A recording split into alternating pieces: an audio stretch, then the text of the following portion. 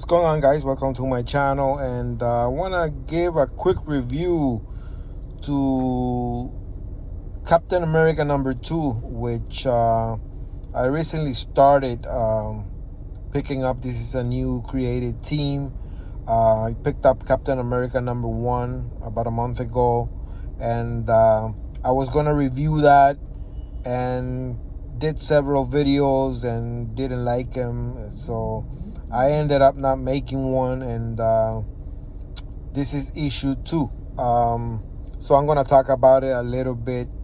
The writer is Chip Zdarsky with Valentino Schiti and Frank Martin, the creative team. And I'm very puzzled by what Chip Zdarsky is doing here. I'm gonna give this run one more issue, but so far I have found it to be very predictable and on par with what Marvel Comics is doing right now to their superheroes, where their roles, their identity basically is interchangeable. In this very story, we have a second Captain America, and tell me you never heard that before.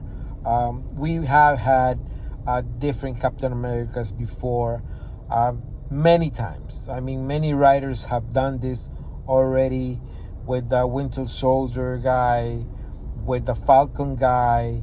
They all took out the mantle of Captain America. The other guy, the U.S. agent guy, he also took out the mantle, took up on the mantle of Captain America.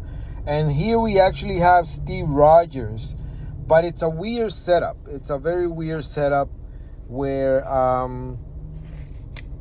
and when I said it's on par with what Marvel Comics is doing, is what I mean by that, and let me elaborate, is that Marvel Comics seems to think that it's all right, and they have gone ahead with it to rewrite the history of their superheroes. They are rewriting a lot of stuff, redoing a lot of stuff, kind of inserting modern sensibilities, what they consider modern sensibilities, into very popular superheroes past, like Captain America, like the Avengers, the X-Men, very popular events that were popular before. Just the sensibilities of today, what Marvel Comics considers. Because here's the thing, Marvel Comics is full of activist writers right now, and Chip Zdarsky is one of them. And so they are doing this thing, this feminist revamp, this insertion of a lot of feministic agenda-driven stuff, where women have to be empowered. Every female in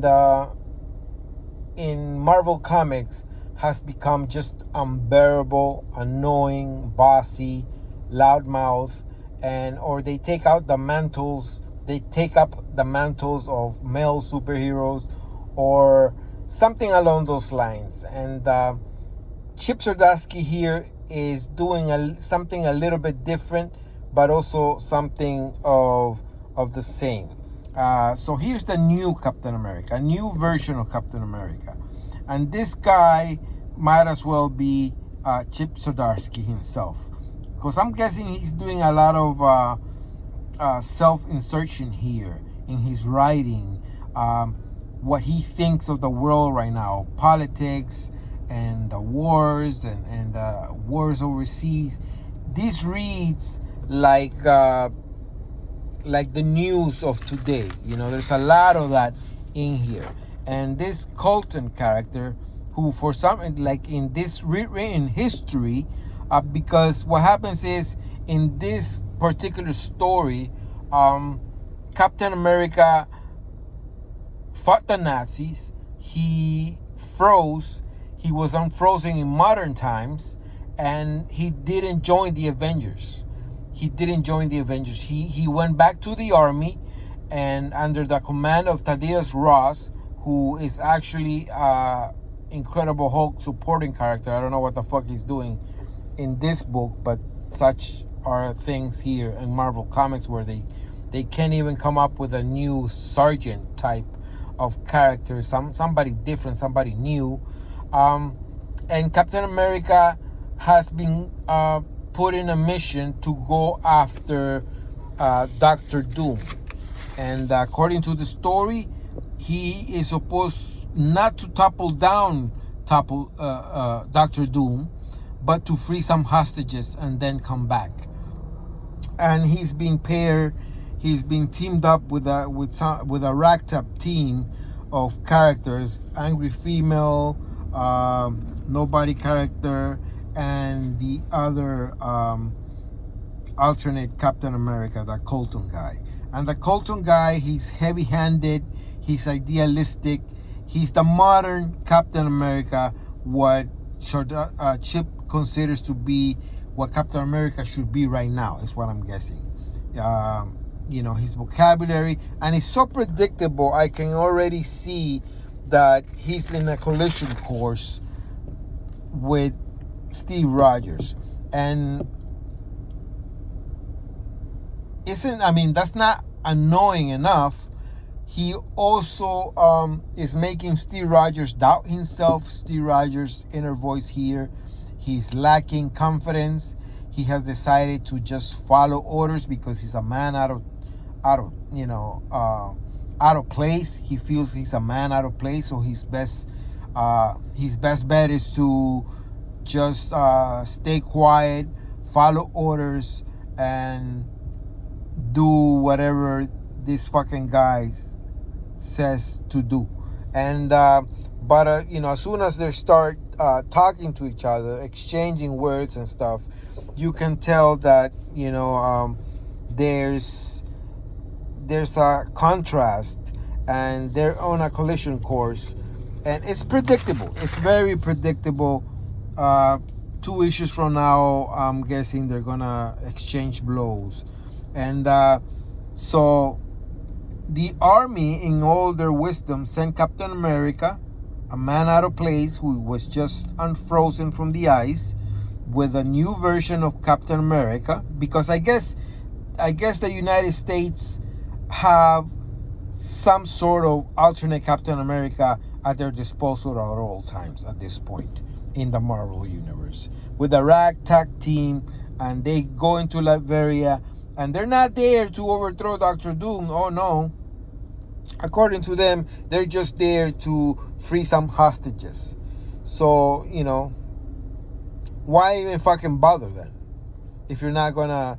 And in the first issue, we see Captain America consulting with Reed Richards from the Fantastic Four in regards to what to do about Doctor Doom.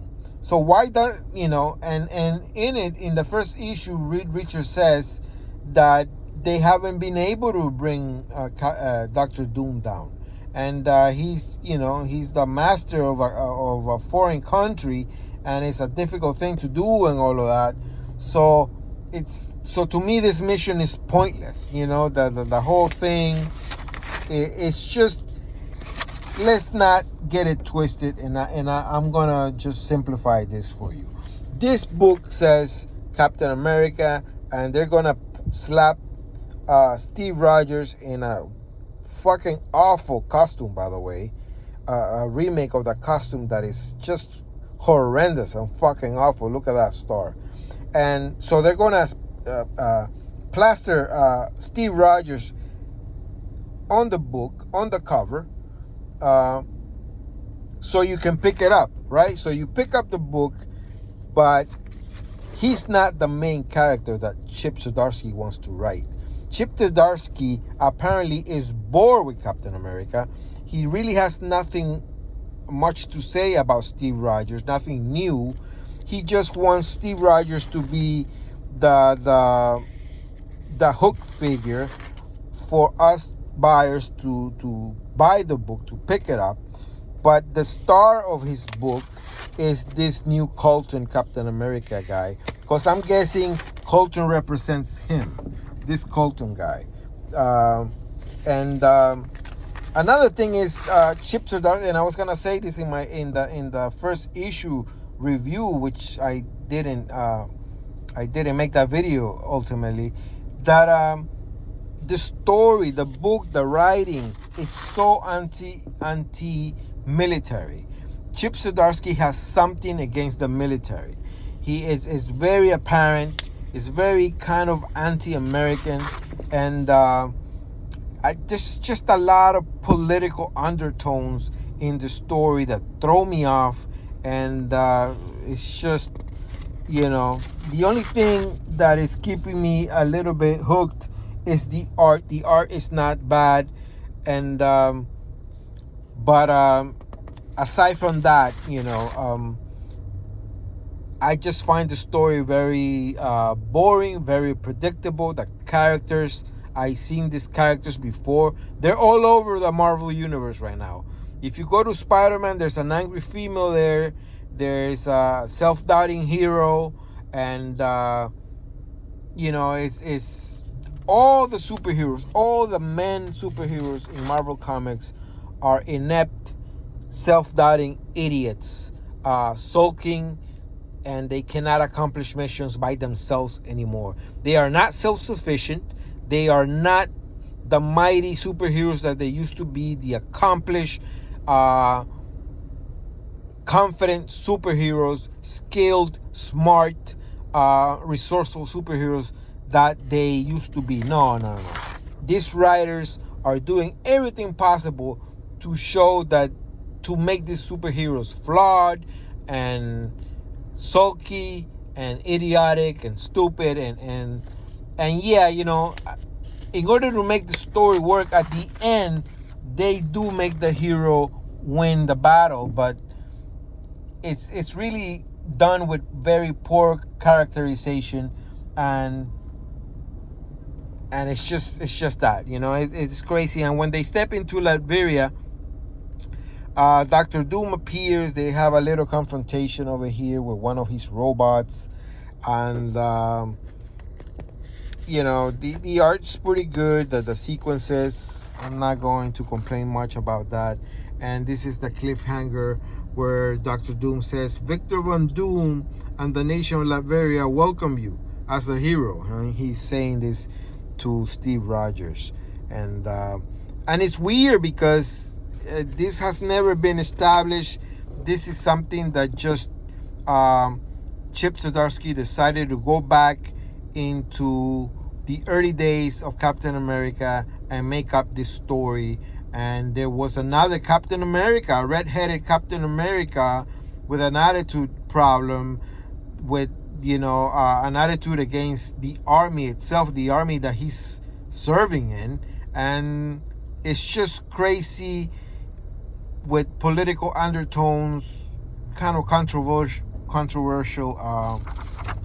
just views from this writer, and this writer, he's very controversial. I know that his run on Batman was, I picked up several issues of that run, and he did a lot of ridiculous shit with Batman, and then he did the same thing with Daredevil.